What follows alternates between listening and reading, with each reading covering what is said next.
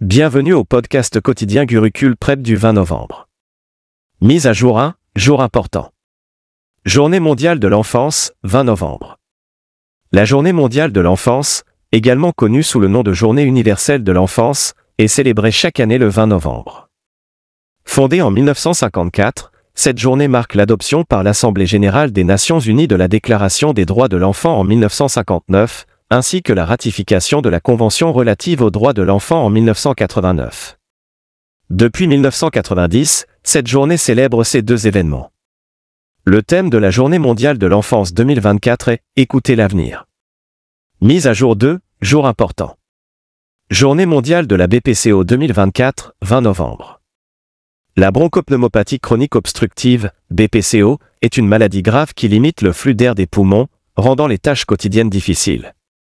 Chaque troisième mercredi de novembre, la journée mondiale de la BPCO est célébrée, et cette année, elle tombe le 20 novembre.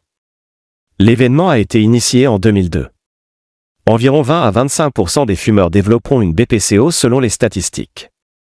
Malgré la pandémie de Covid-19, la BPCO reste l'une des principales causes de décès dans le monde. Le thème de 2024 est « Connaître la fonction de vos poumons ». Mise à jour 3, nomination. Le gouvernement nomme K.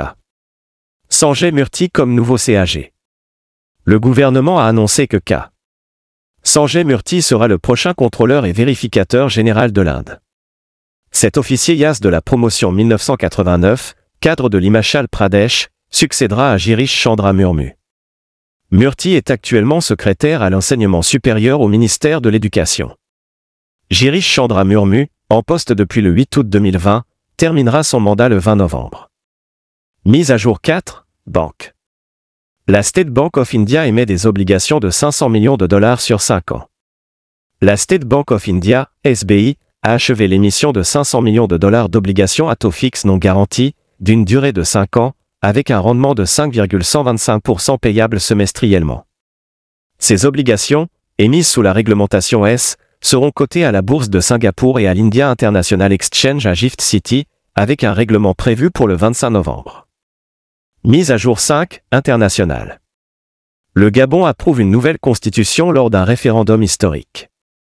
Les électeurs gabonais ont largement approuvé une nouvelle constitution proposée par la direction militaire du pays. Cette constitution limite la présidence à 2 mandats, allonge la durée des mandats de 5 à 7 ans, et supprime le poste de Premier ministre. Une transition vers un gouvernement civil est prévue pour l'été 2025. Mise à jour 6. International. Le changement climatique responsable de 19% de l'augmentation des cas de dengue. Une récente étude révèle que le changement climatique est à l'origine de 19% de l'augmentation des cas de dengue dans le monde. Publiée lors de la convention annuelle de l'American Society of Tropical Medicine and Hygiene, l'étude prévoit une augmentation supplémentaire de 40 à 60% d'ici 2050, certaines régions connaissant une hausse de 150 à 200%. Mise à jour 7, divers. Mithali Raj nommée mentor des opérations féminines de cricket de l'ACA. Mithali Raj, ancienne capitaine de l'équipe féminine de cricket indienne, sera mentor pour l'Andhra Cricket Association, ACA. Elle identifiera et développera de jeunes talents, avec un centre de haute performance à Anantapur prévu pour former 80 joueuses sur un an. Mise à jour 8, divers. Puni Gunka démissionne de son poste de directeur général de The Entertainment.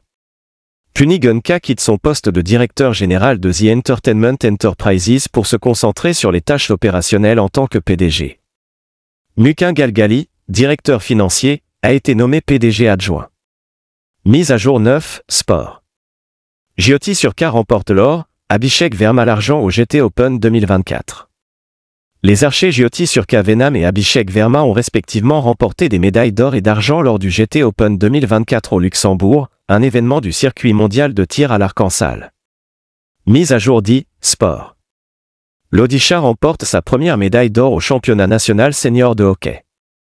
L'équipe de hockey de l'Odisha a battu celle de l'Haryana 5-1 pour remporter le 14e championnat national senior masculin de hockey, marqué par une performance exceptionnelle de Shilanan Lakra.